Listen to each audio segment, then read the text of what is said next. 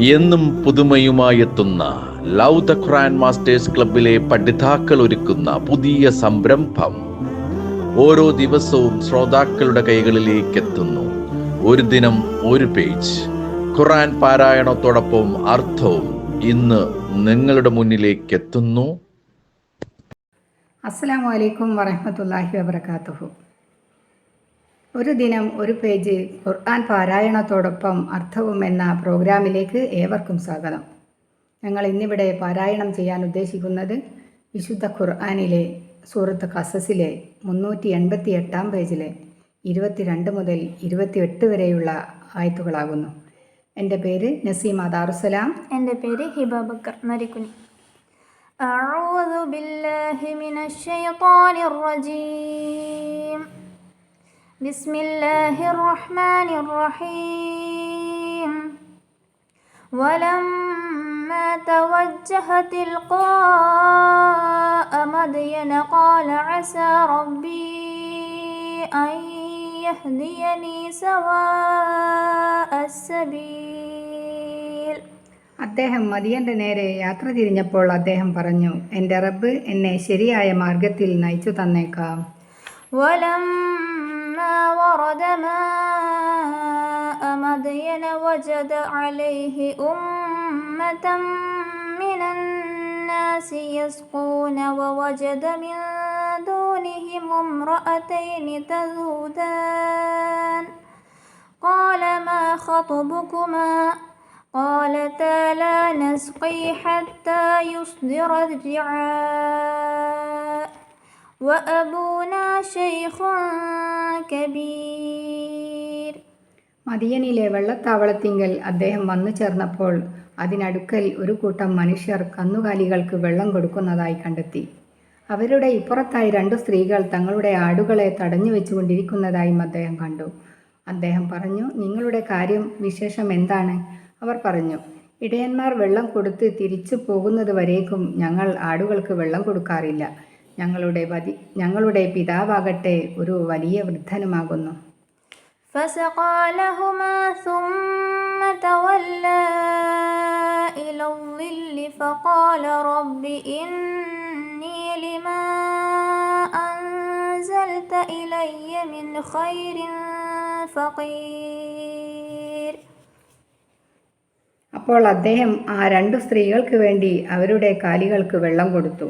പിന്നീട് അദ്ദേഹം തണലിലേക്ക് മാറി നിന്ന് ഇങ്ങനെ പറഞ്ഞു, എൻ്റെ രക്ഷിതാവേ, എൻ്റെ നേരെ ഗുണമായിട്ടുള്ള വല്ലതും നീ ഇറക്കിത്തരുന്നതിന് നിശ്ചയമായും ഞാൻ ആവശ്യക്കാരനാണ്.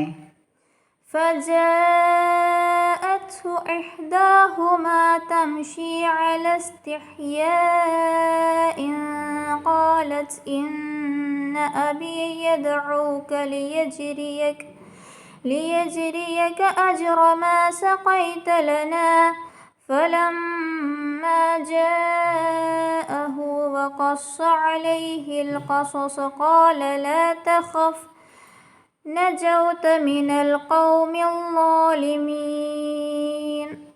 അങ്ങനെയിരിക്കെ ആ 2-ൽ ഒരുവൾ ലജ്ജാഭാവത്തോടെ നടന്നുകൊണ്ട് അദ്ദേഹത്തിൻ്റെ അടുക്കൽ വന്നു. അവൾ പറഞ്ഞു, ഞങ്ങൾക്ക് വേണ്ടി താങ്കൾ ഞങ്ങളുടെ കാലികൾക്ക് വെള്ളം കൊടുത്തതിൻ്റെ പ്രതിഫലം താങ്കൾക്ക് നൽകുന്നതിനായി എൻ്റെ പിതാവ് താങ്കളെ വിളിക്കുന്നുണ്ട്.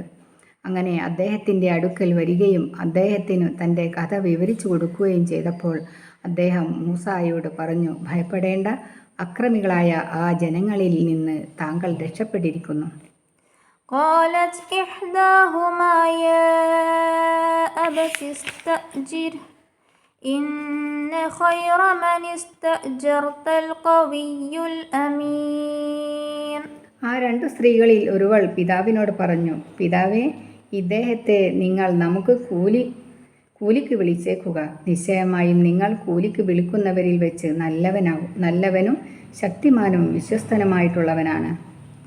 قال إني أريد أن أنكحك إحدى ابنتي هاتين على أن تأجرني 8 حجج فإن أتممت 10 فمن عندك وما أريد أن أشق عليك ستجدني إن شاء الله من الصالحين.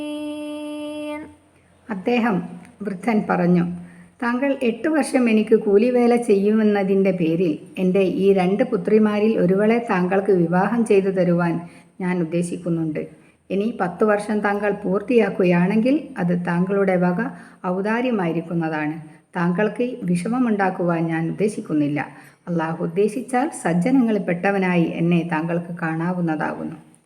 قال ذلك بيني وبينك أيما الأجلين قضيت فلا عدوان علي والله على ما نقول وكيل. അദ്ദേഹം, അതായത് മൂസ പറഞ്ഞു, അത് എൻ്റെയും നിങ്ങളുടെയും ഇടയിലുള്ളതത്രേ. നാം തമ്മിലുള്ള നിശ്ചയമാണത്. ഈ പറഞ്ഞ 2 കാലാവധികളിൽ ഞാൻ ഏതൊന്ന് നിറവേറ്റിയാലും എൻ്റെ പേരിൽ യാതൊരു അതിക്രമവും ഉണ്ടാകാവതല്ല. നാം പറയുന്നതിന് അള്ളാഹു സാക്ഷ്യം വഹിക്കുന്നവനുമാകുന്നു. അസ്സലാമു അലൈക്കും വറഹ്മത്തുള്ളാഹി വബറകാതുഹു.